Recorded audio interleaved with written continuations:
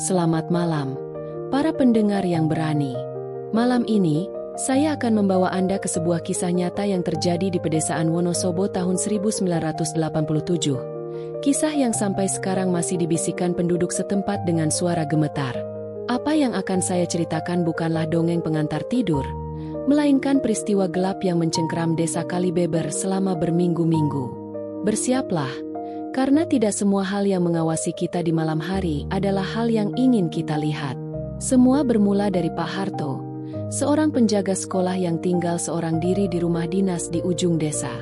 Di usianya yang mendekati 50 tahun, Pak Harto dikenal sebagai sosok pendiam yang jarang berinteraksi dengan penduduk desa. Bukan karena tidak suka, tapi karena traumanya setelah kehilangan seluruh keluarganya dalam kebakaran 10 tahun silam. Satu-satunya yang tersisa dari kehidupannya dulu hanyalah sebuah foto keluarga yang selalu dibawanya.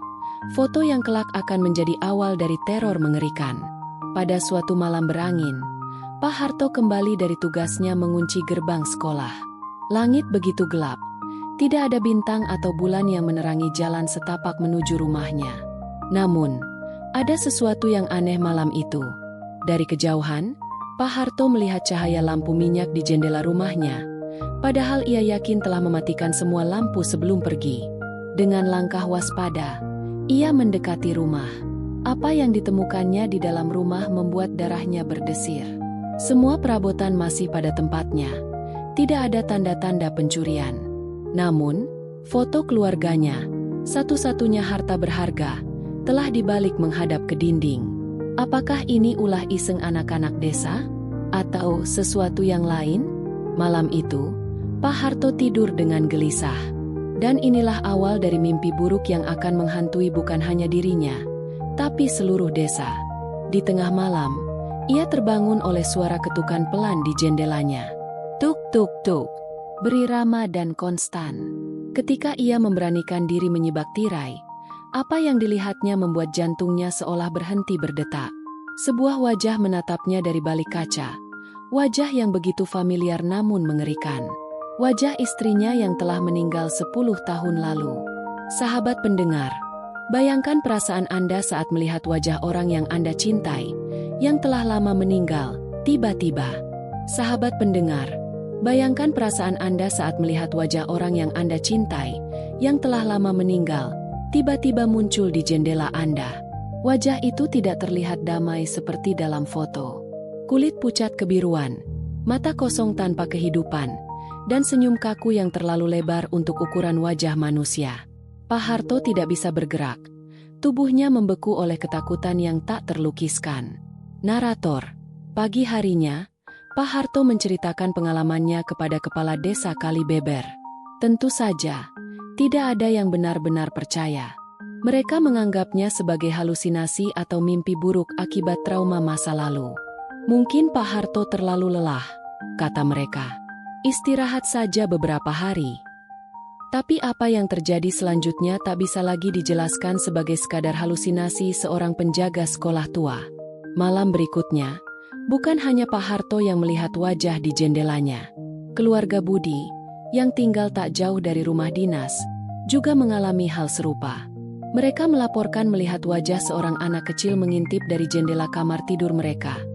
Padahal rumah mereka berada di lantai 2. Yang lebih mengerikan, mereka mengenali wajah itu sebagai Rina, putri Pak Harto yang juga menjadi korban kebakaran. Bagaimana mungkin seorang anak kecil bisa berada di ketinggian 2 meter tanpa tangga atau pijakan? Dalam seminggu, laporan tentang wajah-wajah mengerikan di jendela semakin banyak. Hampir setiap rumah di desa Kalibeber mengalami hal yang sama. Yang paling mencengangkan, mereka semua melaporkan melihat wajah anggota keluarga Pak Harto, istri, anak perempuan, dan anak laki-lakinya. Seolah-olah keluarga itu menghantui seluruh desa, satu rumah per malam. Tidak ada yang berani membuka jendela atau bahkan mendekatinya setelah matahari terbenam. Para tetua desa berkumpul dan memutuskan untuk memanggil seorang dukun terkenal dari desa seberang.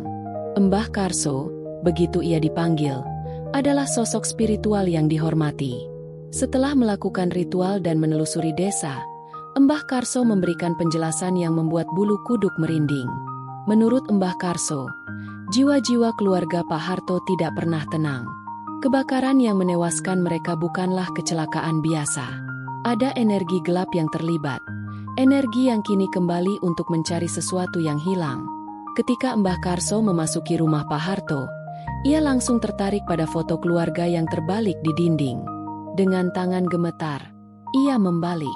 Dengan tangan gemetar, ia membalik foto tersebut. Wajah-wajah dalam foto itu telah berubah. Mata mereka dihitamkan dengan bekas terbakar, dan senyum mereka tampak janggal, terlalu lebar. Mbah Karso menatap Pak Harto dengan pandangan yang sulit diartikan. "Ada yang tidak Anda ceritakan tentang kebakaran itu, bukan?" tanya Mbah Karso pada Pak Harto. Seluruh warga desa yang hadir merasakan atmosfer berubah seketika.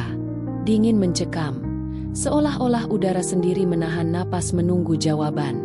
Sungguh mencengangkan bagaimana ekspresi seseorang bisa berubah dalam sekejap. Wajah Pak Harto yang selama ini terlihat sedih dan kesepian tiba-tiba mengeras. Matanya menajam, seperti topeng yang dilepas, menampakkan wajah asli di baliknya. Dengan suara yang bahkan tak lagi terdengar seperti miliknya, Pak Harto akhirnya mengungkapkan kebenaran kelam yang telah ia sembunyikan selama 1 dekade. Sahabat pendengar, apa yang selanjutnya terungkap adalah kenyataan mengerikan yang sulit dibayangkan. Kebakaran itu bukan kecelakaan, melainkan pembunuhan terencana. Pak Harto mengakui telah mengunci pintu dan jendela dari luar, sebelum menyiramkan minyak tanah ke sekeliling rumah yang saat itu masih ditinggali istri dan kedua anaknya. Motifnya? Sebuah asuransi jiwa bernilai besar dan kecurigaan perselingkuhan istrinya dengan kepala sekolah tempatnya bekerja. Pengakuan Pak Harto membuat seluruh warga terpaku. Beberapa wanita menangis. Beberapa pria harus ditahan agar tidak menyerang Pak Harto saat itu juga. Tapi bukan itu yang paling mengerikan. Saat pengakuan itu selesai, lampu minyak di ruangan tiba-tiba padam. Dalam kegelapan, terdengar suara ketukan dari semua jendela rumah. Bukan hanya satu, tapi semua jendela, secara bersamaan. Ketika seseorang berhasil menyalakan korek api, pemandangan di luar jendela membuat beberapa orang pingsan seketika. Puluhan wajah mengerikan menempel di setiap jendela. Wajah istri dan anak-anak Pak Harto direplikasi berkali-kali dengan ekspresi kesakitan yang sama. Mata mereka yang hitam lega menatap langsung ke dalam ruangan. Tangan-tangan pucat mereka mencakar kaca, berusaha masuk. Chaos terjadi. Orang-orang berlarian keluar, berebut menyelamatkan diri. Di tengah kepanikan, tak ada yang memperhatikan Pak Harto yang tetap diam di tempatnya, menatap kosong ke arah jendela.